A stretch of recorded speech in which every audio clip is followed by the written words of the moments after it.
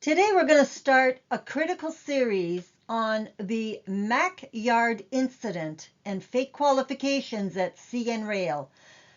This is the incident which clearly showed that there were serious issues with fake qualifications at CN Rail, and it dates back to 2007. And the issues, in my opinion, were never truly addressed properly. What came out of the Mac Yard incident, the attempt to overhaul the frontline rail worker training programs, in my opinion, what that was a complete public scam. And we're going to get into that later in this series. But this happened 18 years ago. And only now, after the death of conductor trainee Jason Clooney and issues of fake qualifications have again been documented for rail partners in crime, and by that I would mean Transport Canada and the Government of Canada. And rail partners in crime, in my opinion, also include the Transportation Safety Board, the Occupational Health and Safety Tribunal of Canada, and others, but certainly Transport Canada, because they didn't address these issues, folks, for 18 years after the Mac Yard incident.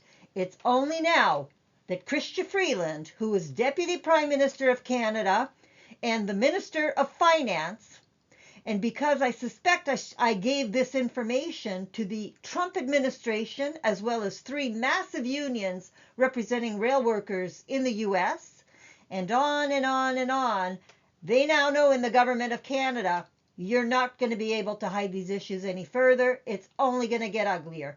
And so, especially with, in my opinion, no less than 5 Class 1 rail carriers in the US now impacted by the issues that first surfaced in 2007 in the Mac Yard incident. And so there is no excuse for Transport Canada taking 18 years to address issues that were clearly documented in 2007. And the issue becomes, how many have been fake qualified? Like my own child was at CN Rail, allowed to become a qualified conductor with basically 0 yard training, and then allowed to move to a massive rail yard with 40 to 60 trains a day on the main line, hundreds of rail employees in that terminal with 0 yard training. That, in my opinion, is nothing short of complete and total negligence on the part of CN Rail, as were all the issues revealed because of the death of conductor trainee Jason Clooney, who was killed at CN Rail when he was on his 58th supposed tour. And Jason also had 0 yard training. There's a lot of issues that surfaced because of the death of conductor trainee Jason Clooney. And those issues, in my opinion, a lot of them continue to this day. Transport Canada, the Government of Canada, knows it has a problem. But it knew that 18 years ago and did nothing.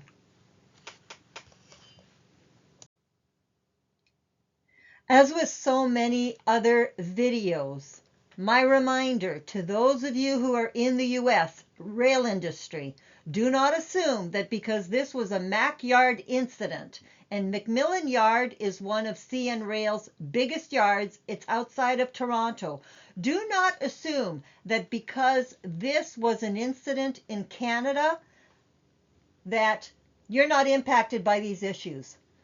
People involved are now part of the US rail industry. A lot of that operational excellence, in my opinion, has probably infested at least 5 Class 1 rail carriers in the US. So even though it's in Canada and that these issues pertain to Canada, you have to understand the history in order to understand the issues and to understand the players and all of that, and how the US rail industry is now impacted by things that date back, quite frankly, 18 years ago to 2007 and the Mackyard incident and Transport Canada's complete and total failure to do its job.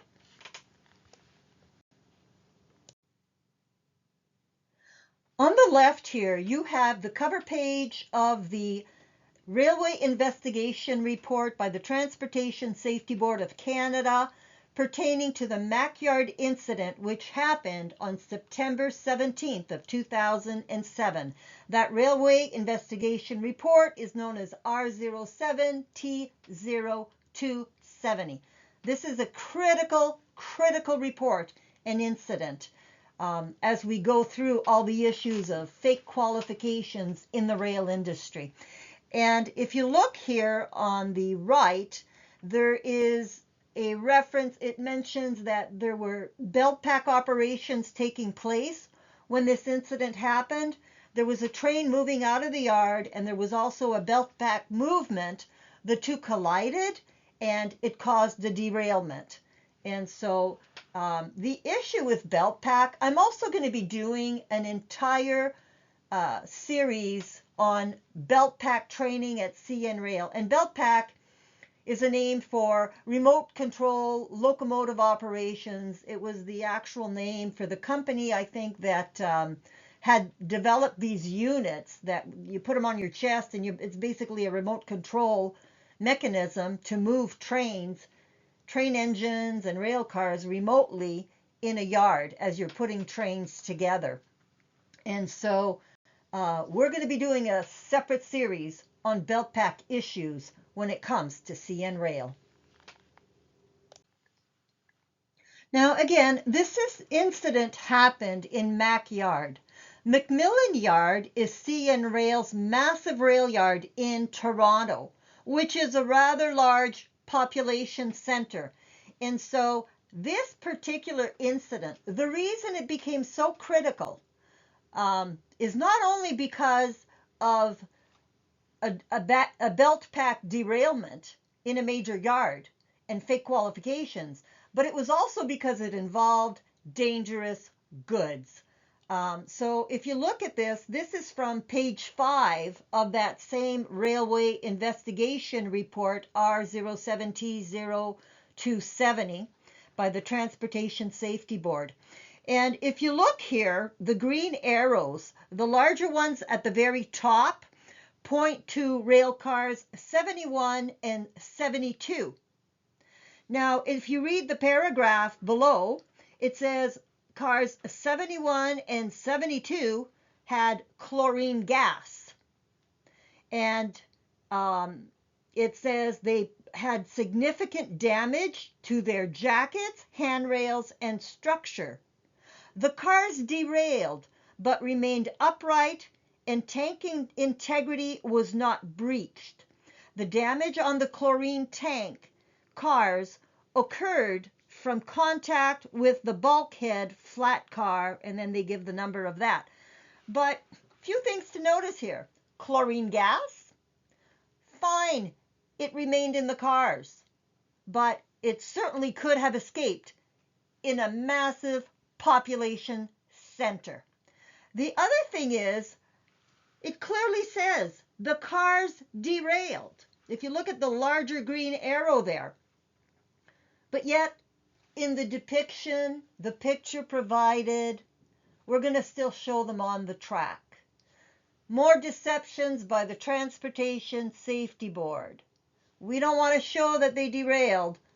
We're going to say it, but in the picture, and a lot of people just just look at the picture and often scan the report.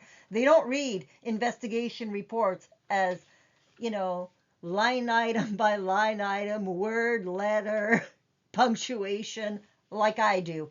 And that's when you really pick out all of the lies and deceptions and whatever in these reports. But note the deception there. We're going to make it look like they didn't derail when really they did. So that's an issue, in my opinion. There's just so much deception in railway investigation reports, in my humble opinion. Okay, so those two did not derail, but the fact that they had those dangerous goods, especially chlorine gas, they can count their blessings that those cars did not release that gas near a major population center. What did derail and cause a problem as far as, again, dangerous goods was these other rail cars, and they had visible pooling of diesel fuel, which was observed. And it said the oil had seeped into the ground. An estimated 3,785 liters, or about 1,000 gallons of diesel was spilled. And so, fine, the gas didn't, release, but the diesel most certainly did. And then what's really odd here, on September 19th of 2007, Transport Canada issued an estoppel for CN's plan to move the two loaded chlorine tank cars as a dedicated movement to a transloader for offloading on September 21. The point that I want to give you there is that was just 2 days after the derailment. And if you read at the bottom, it says that an estoppel is issued when Transport Canada inspector provides an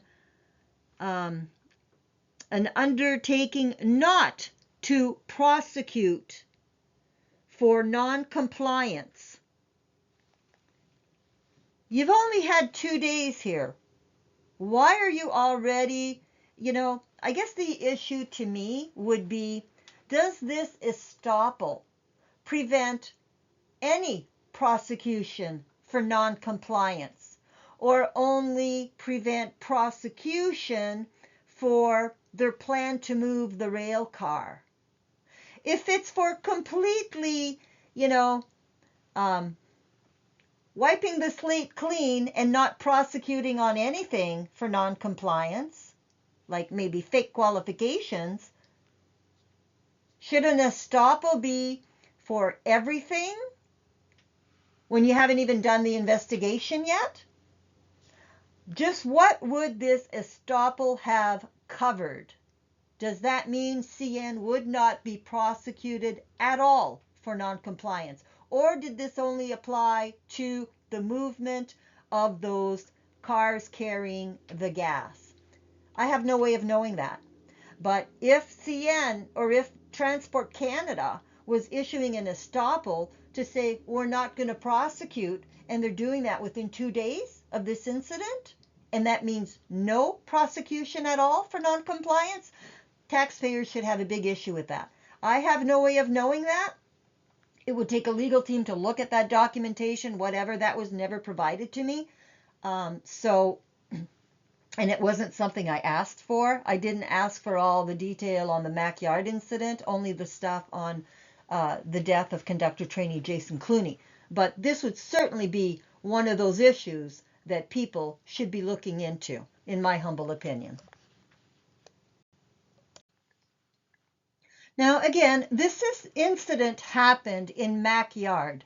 Macmillan Yard is CN Rail's massive rail yard in Toronto, which is a rather large population center.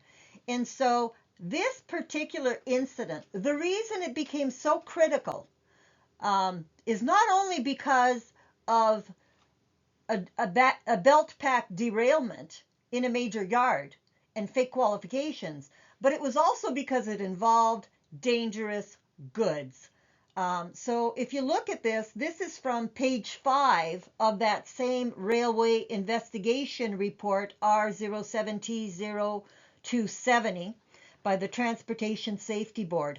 And if you look here, the green arrows, the larger ones at the very top, point to rail cars 71 and 72.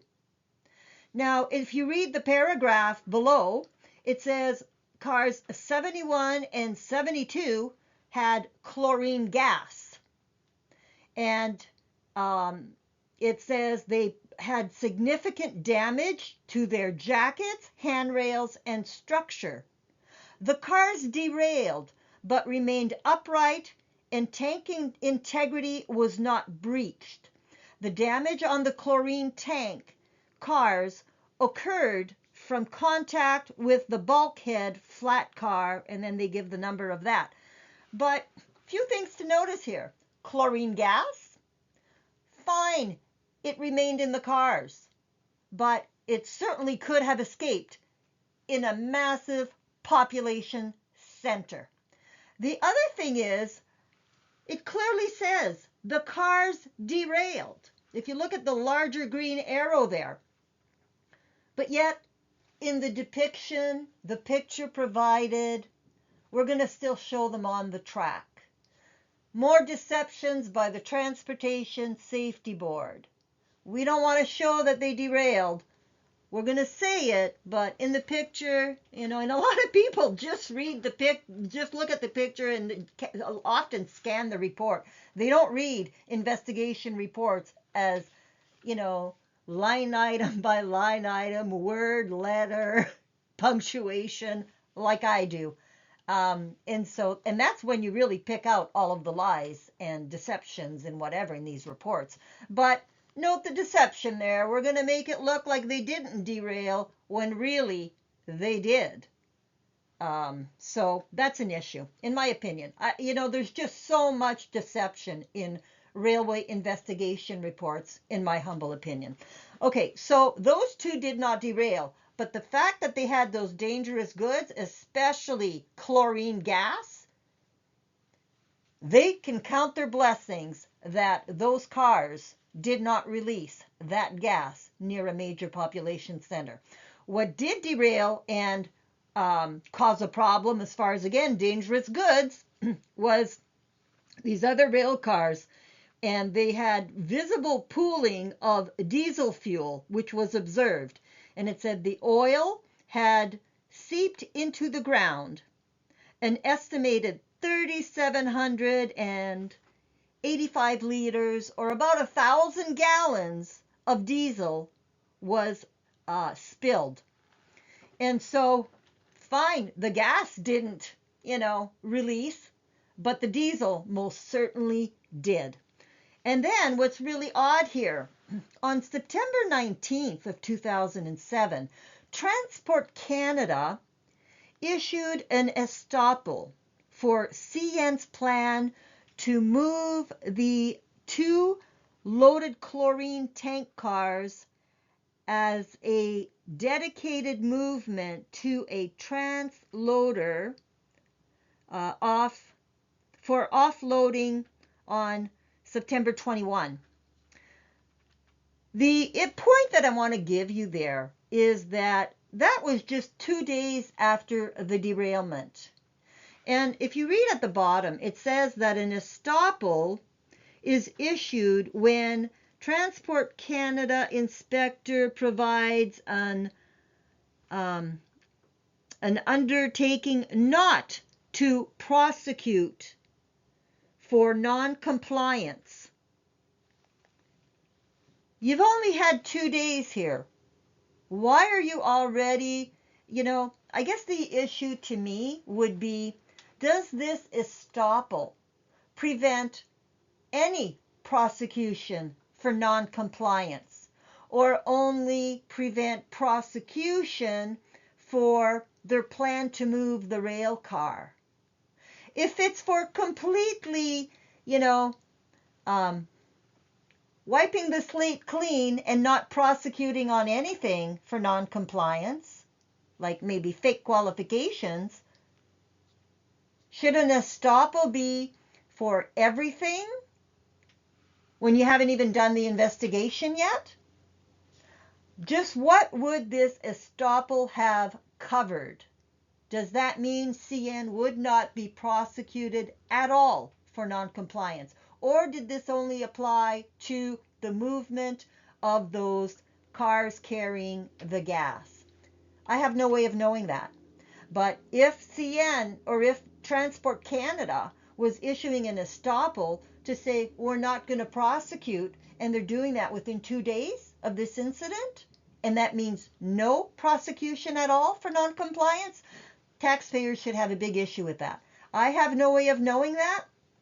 It would take a legal team to look at that documentation, whatever. That was never provided to me. And it wasn't something I asked for. I didn't ask for all the detail on the Mackyard incident, only the stuff on the death of conductor trainee Jason Clooney. But this would certainly be one of those issues that people should be looking into, in my humble opinion. In order to understand just how nasty of an incident this was, you need a little bit more background. And so I am going to provide this section also of the report. McMillan Yard is a complex yard with more than 200 tracks. Experienced conductors and trainers indicate that it usually takes between a year and 18 months to become fully familiar with this yard. But if you look at, familiarization training or observation trips, those only, to be qualified, that would be weeks 3 and 4. And those observation trips or familiarization trips, those would include both in the yard and on the road. And so if you were working, if you look here where I said even for belt pack training, which was further on, 2 weeks would be basically 12 days because you don't work 7 days a week. So even if they worked 12 days for observation trips, and that could include both yard and road tours, that is clearly not enough to be familiarized working in Mac Yard or any other large rail yard like this. And so if people who work the actual job tell you it takes a year to 18 months to become fully familiar with this yard, there's a lot of issues with that when it comes to allowing people who are newly qualified, to be in charge of movements in such a rail yard. That's a huge issue. But if you look here also, belt pack training, which takes place supposedly in week 8 and 9, and again, that would be about 12 days because you don't work 7 days a week. So at best case, it would be 12 days if working 6 days per week. This training is supposed to be separate from your yard and road trips. So weeks 10 to 16, that would equal 7 weeks. And at 6 days per week, that would be 42 days. So if you take the 12 days for belt pack plus the 42 days for your trial trips, both in yard and on the road, on the line, that would equal 54 days at minimum to get through just the belt pack and the trial trips. And to be qualified, and that would be, the minimum you would need after the first 7 weeks of training, which is the classroom, the observation trips, and then more classroom. So if you look at 7 weeks at 6 days per week, that's 42 days minimum. So if you take the 54 days required for the last half of the training program, plus the 42 days for the in-class, the observation room trips, and then more classroom training, that comes out to a minimum of at least 96 days. And we are told that he had 1 month on the job, the newly qualified conductor. If you look up above here, it says the helper was a newly qualified conductor with 1 month of railway experience. So certainly not close to 1 year or 18 months that it would take to become fully familiar with the yard. And so you have to wonder, should this guy have been in charge of a belt pack movement when he only had 1 month? Actually, it gets much worse as we move through these materials. But if you take the 54 days plus the 42, that's 96 days, and then we're told he had 30 days a month of experience in in the rail industry. So the 96 plus 30 would mean that he would have had about 126 days in total, if we look at about how long he had been with CN Rail.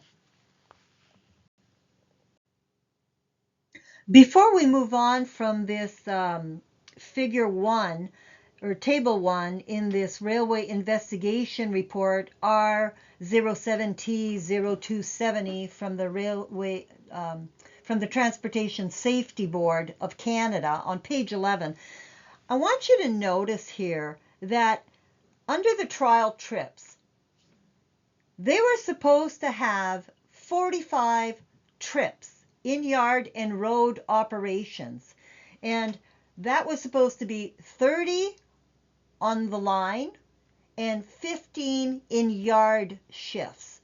And if you look here where the green arrow is, it was under supervision of an experienced conductor. It doesn't say under the supervision of experienced conductors. The way the training program appears to have been set up was one trainer to one conductor trainee for the duration of the program when it came to these trial trips. That is clearly an experienced conductor. It's not experienced conductors. And what was really happening at CN Rail to this day is absolutely that conductor trainees and actually locomotive engineer trainees, they get numerous trainers. You can have one person one day training you, then another one, then another one, then another one, and there's no requirement for them to talk to one another. Well, if there was only supposed to be one, you would not have had a need for a requirement to talk to one another to see what areas of weakness there are, what needs more improvement, more work. And that came out in looking at the death of conductor trainee Jason Clooney. But the fact that this is happening at CN Rail, I could see maybe arguing for one or two, maybe even three different trainers, but not a different one, not more than three. And there should be the requirement for communication among the trainers, and there isn't. But when you have 45 trips, does that mean you could get 45 different trainers? Yeah, it could, technically. So that was not how the program was set up.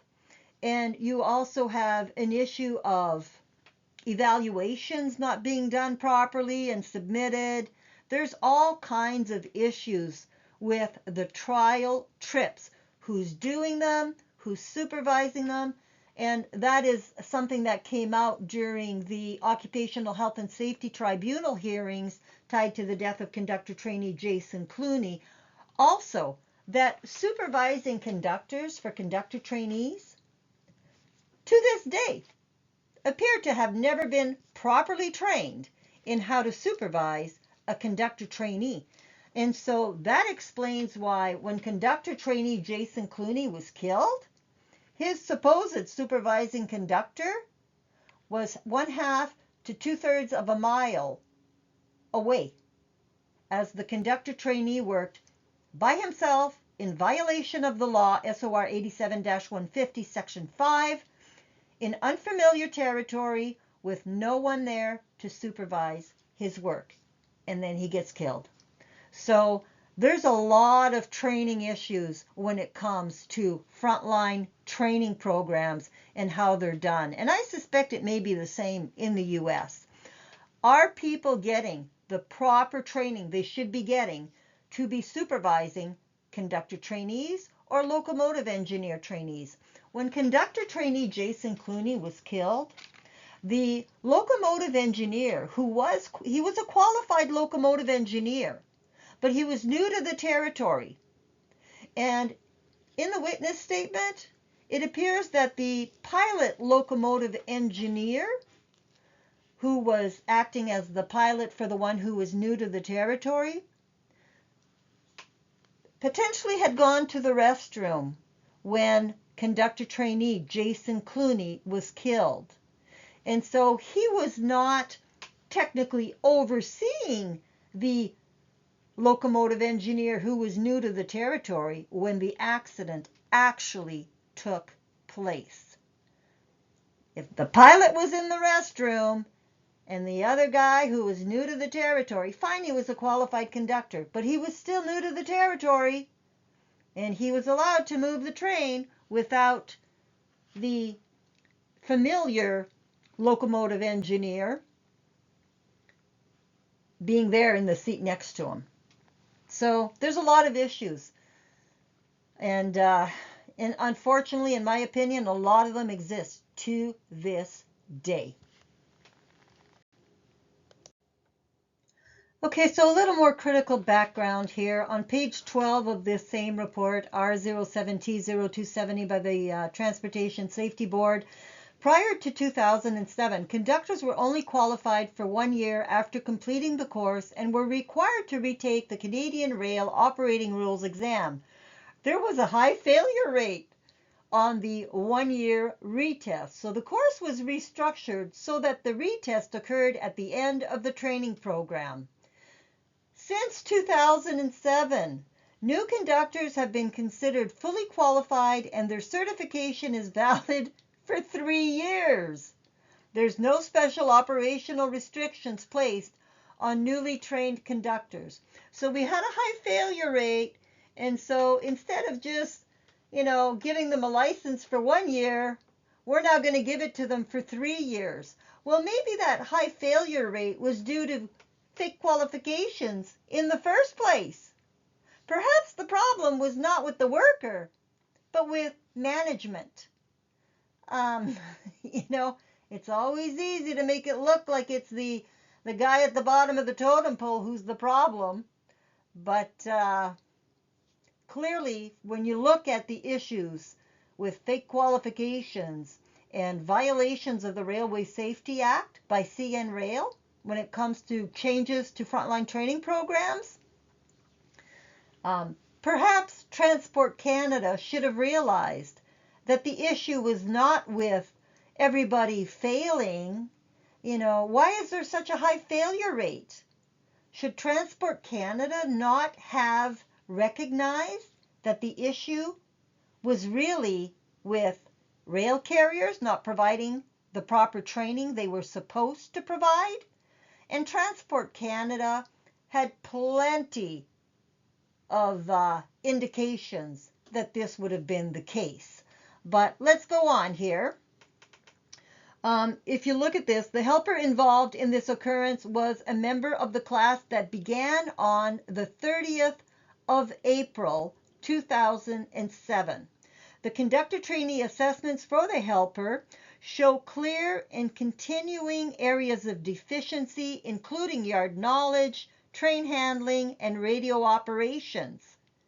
In the case of yard knowledge, 12 of 15 assessors, 80%, identified this as an area where the helper needed improvement. Okay, a couple of things should be jumping out at you there. 80% failure rate, basically, in critical issues, but 12 of 15 assessors. So he had 15 assessors in the short time that he was at CN Rail as a conductor trainee. 15 assessors, when it was supposed to be basically one-on-one training according to how the program was supposed to have been structured based on Table 1. So the issue of trainers not talking to one another as far as areas of deficiency, I can tell you that when conductor trainee Jason Clooney was killed 6 years later, that was still very much an issue. And I suspect it's very much an issue that continues to plague this industry to this day. Now, if you look at the lower section here on page 14, where it talks about the qualifying test for conductors. It said he qualified as a conductor on the 14th of August 2007 after completing 34 training trips and a qualifying test. Well, wait a second, we just saw in table 1 that he was supposed to have 45 qualifying trips. But he didn't have 45 when he was qualified as a conductor in this extremely dangerous yard where it could take you 12 months to 18 months to become fully familiar with the yard. He was qualified after 34 trips, and that could include both yard and line tours. So if you count those days, if you look at how many days he was actually there, if you go here I take the math we did previously from the 54 plus 42 equals 94 days, and then we're told that he had 1 month on the job, so that's an additional 30 days. So in total, it looks like he would have had about 126 days. Now, if you look from April 30th, that's when his class began. So April 30th to August 14, which is the day on which he was qualified. Okay, so there's 1 day in April, the 30th, then 31 for May, 30 for June, 31 for July, plus 14 for August, the day he was qualified. That comes out to 97 days. Oh, okay. 97 days. Looks like he would have been, very minimum he would have required was 96 if he worked 6 days a week, solid. So maybe he was okay, given he had 97 days with the company, but in that time, he should have completed no less than 45 trips per the training schedule on table 1, page 11 of this same report. So he had only completed 34. And folks, this does not even address the fact that the union contract for the Teamsters Canada Rail Conference, which represents conductors in Canada, appeared to require a minimum of 60 tours to work in Mac Yard, 30 on the line and 30 in the yard. I have to double check and find that documentation. I'm going to be doing a separate series on the unions and union contracts, but I'm pretty sure that required 60 tours to be qualified to work in Mac Yard. And that would make sense given how dangerous and how massive this yard truly was. And we're going to get into more of those issues. Okay, now if we look at this whole issue of having been qualified with only 34 training trips, when 45 were required at a minimum, if not 60, if you change training programs without filing the proper paperwork with Transport Canada so that the Minister of Transportation can have the opportunity to review your proposed training program changes and approve those prior to field implementation, then you would have violated the Railway Safety Act, specifically sections 18 through 20, which deal with this specific issue.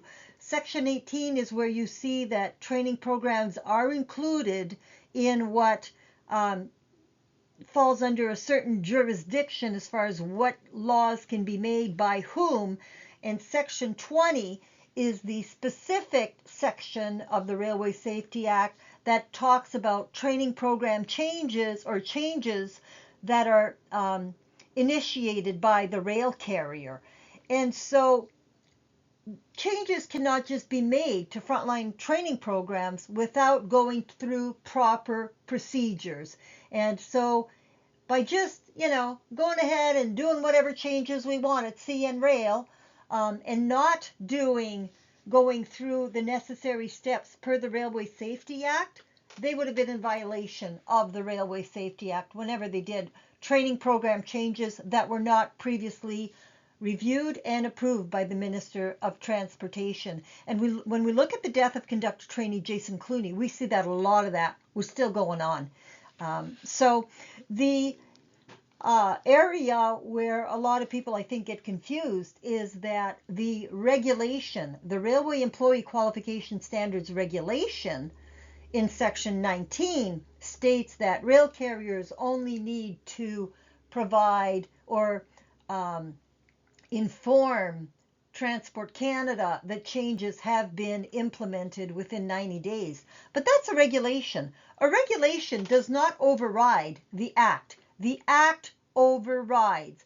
And that means any changes to training programs for frontline rail workers must first be filed with Transport Canada for prior review and approval prior to field implementation. And you're not going to tell me that people that have been in the rail industry for decades or rail executives or rail lawyers do not know this.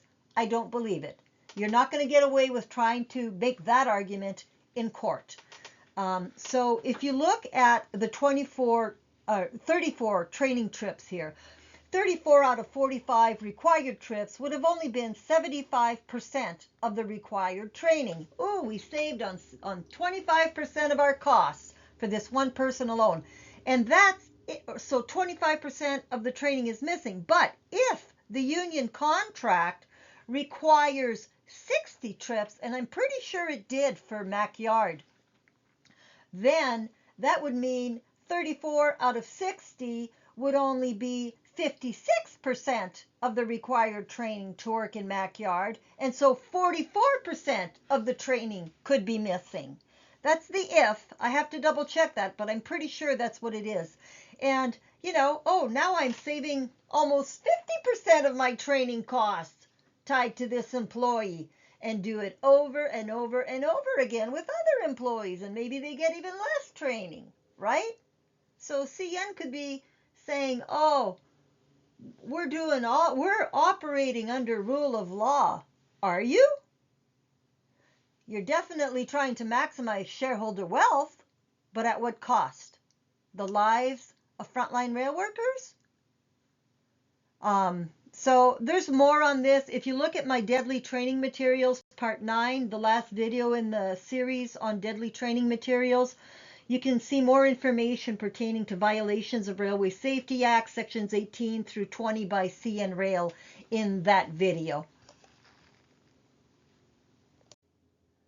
So again, in the Railway Investigation Report R07T0270, and you can see that I took this from the Transportation Safety Board, that's the report number there in the URL.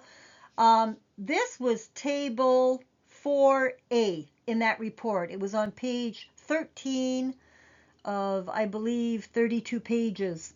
Now, if you look here, this is a table that they provided all the dates for the training assignments for this trainee, for this newly qualified conductor. So they give all the dates. There were 22 evaluations provided. 22 of 34 is only 65% of required evaluations. Now, Claude Mongeau, after the death of conductor trainee Jason Clooney, went in front of the Montreal Board of Trade, the Metropolitan Montreal Board of Trade, where he was basically saying he had the best in the nation IT team. Well, I would beg to disagree, sir, because your IT team is clearly not catching missing evaluation, missing training trips, and on and on and on, including missing yard trips. So I worked with up to 15 programmers a day, and I would not consider this cream of the crop programming teams. In my opinion, much closer to bottom of the barrel. If you're not catching basic stuff like this, you're not a five-star team of programmers, as Claude Mongeau tried to say in front of the Metropolitan Montreal Board of Trade. And there he's talking, to potential investors and stuff for CN Rail. Well, buddy, you're outright lying, in my opinion, to potential investors. And that's kind of fraudulent in my book. Now, if you look at what you have on this chart here, so you have the count as far as how many evaluations. There were 22 of them, the date they were provided, so those would have been the dates on which the assignments happened, and then they break down the 14 categories. There's yard knowledge, there is pre-shift, there's belt pack, riding equipment, train handling, using air, hump operations. That's when you're kicking rail cars uphill or whatever, when you're putting rail cars together, usually using a belt pack unit.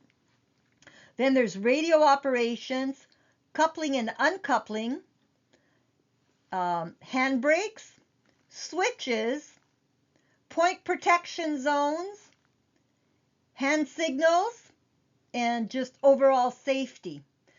So, and then on the far right, you see where the assignment was. So if you look way at the bottom, it says Mac Yard, it could say Frontier Yard. Those may be, Mac Yard is an extremely large yard, so these may be even different sections within that yard. Some of them may be line tours. I don't know enough about these different assignments, but clearly some of them are absolutely labeled Mac Yard.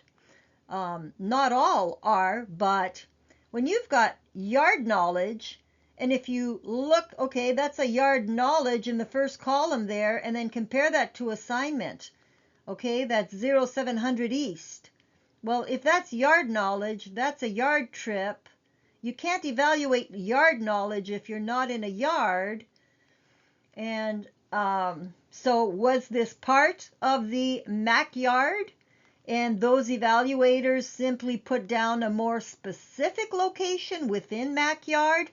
That could absolutely be the case. I have no way of knowing that. People that would be more familiar with Mac Yard would know that, but I have no way of knowing that. But if you've got all these yard knowledge trips, or this column with yard knowledge, and you know, several of them say no, it's not a favorable thing that it's red. That's an issue, right? And what's even more troubling here is, well, if you look at the bottom where it says Mac Yard, there's zero input there, right? On the far left for yard knowledge. We're going to get into why I think that is. But anyways, so you had 22 evaluations out of 34 trips. So that's only 65% of evaluations were submitted. But if you have 22 evaluations when you should have had 45 in order to be qualified, that means you only had 48% of required evaluations prior to becoming a qualified conductor. Why is the system not catching that 52% of required evaluations were missing for this supposed qualified conductor? In my opinion, that should have been a failing grade. He should never have been qualified if 52% of required evaluations were missing. Now, if it was 60% or 60 trips that were required, if that was the union contract for working in Mac Yard, you know, then you'd have 22 of 60, which would only be 37% of required evaluations, if indeed that is what the contract requires. I have to double check that, but I'm pretty sure that's what it was. And so your great IT team, former CEN CEO Claude Mongeau, would have been praising his IT team in front of potential investors when potentially up to 53% of evaluations would have been missing. Or no, 63%. 63% of evaluations could have been missing. And if that's the case, there's no way this person should have been qualified. So I have to double check the union contract, but even based on the 22 of 45, that's only 48% of required evaluations. In my opinion, this person should never have been qualified as a conductor. On this particular page, I want to show you the deception that happens in Transportation Safety Board reports and how they do it. This is what those of us in finance call lying with statistics. So on the bottom, again, we have table or figure 4A. That was on page 13 of 32. Up above, I put a figure 4B, which was on page 14 of 32 in that same Railway Investigation Report R07T0270. So if you look at this, and we're going to look, for example, at yard knowledge, which is the column on the left with a lot of red blocks here. And we're going to see how they came up with the 55% at the very top table. So where the arrow points down, you've got 12. That's the number of red blocks for yard knowledge. Then he's got 3 that are green, and then 7 where there's no data inputted or provided, so no entry. So the red corresponds with needs improvement. He had 12 of those. The greens were okay on the evaluations, and the blanks or white were no entry is provided. So how do they get to this percentage needs improvement of 55%? Okay, which is the blue block in the top here that I added in. And when you see all the arrows, the blocks, the little square blocks or rectangular blocks, any arrows, whatever, that's all me adding all this in. That was not there. So how do they get to this 55%? Well, if you take look up above my head here, if you take the 12 plus 3 plus 7, that equals 22.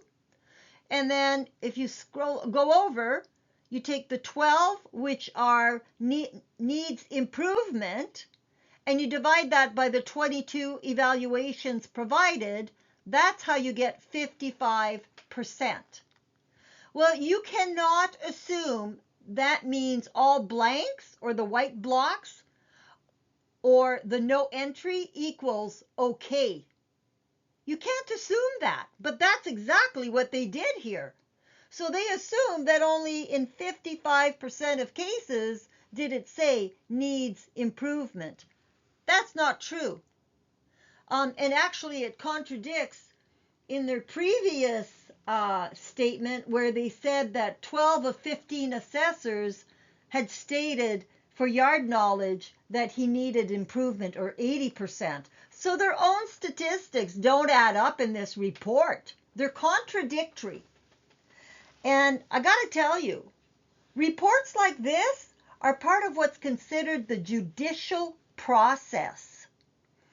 And the judicial process, part of the judicial process is railway investigation reports. It could be the coroner's report. It could be Transport Canada reports. And these reports had better agree. When there's contradictions, especially in one report, you're getting into serious issues here when it comes to the law.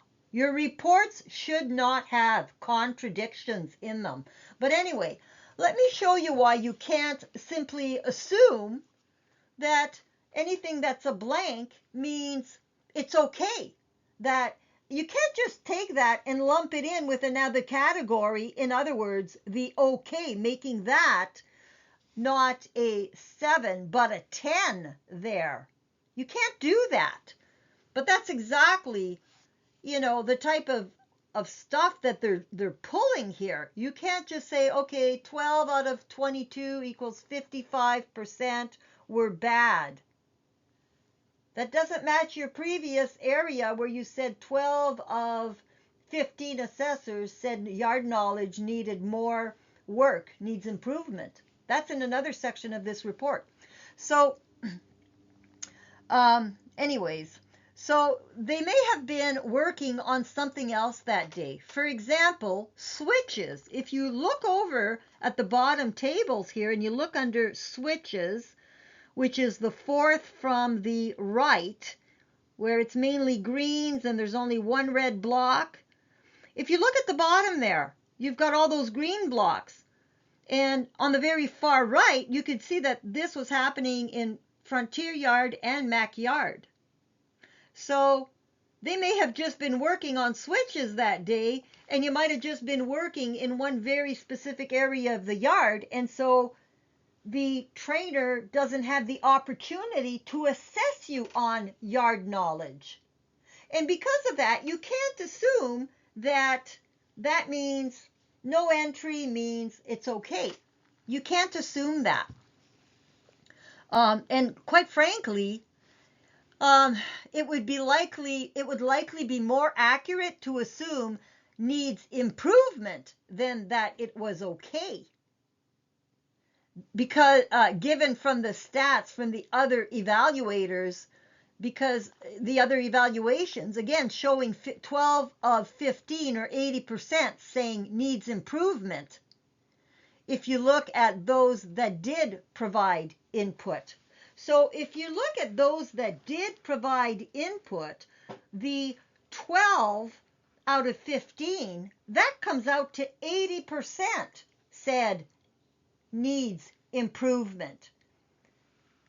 So again, the report is contradictory. You cannot just take these white blocks and say and totally ignore them, because it's an issue of they did not likely have the opportunity to evaluate yard knowledge.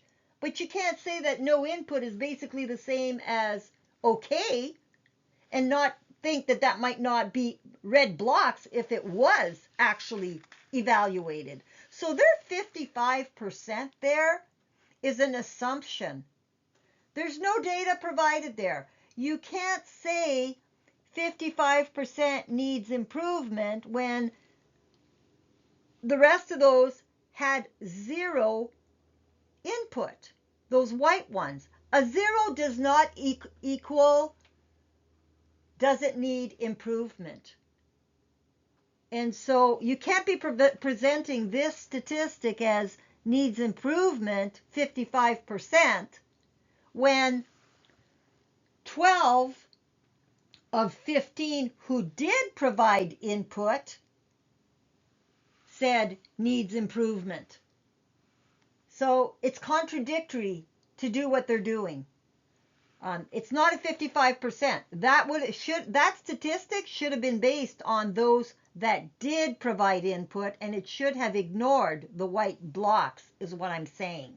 So that should have been an 80%, not a 55%.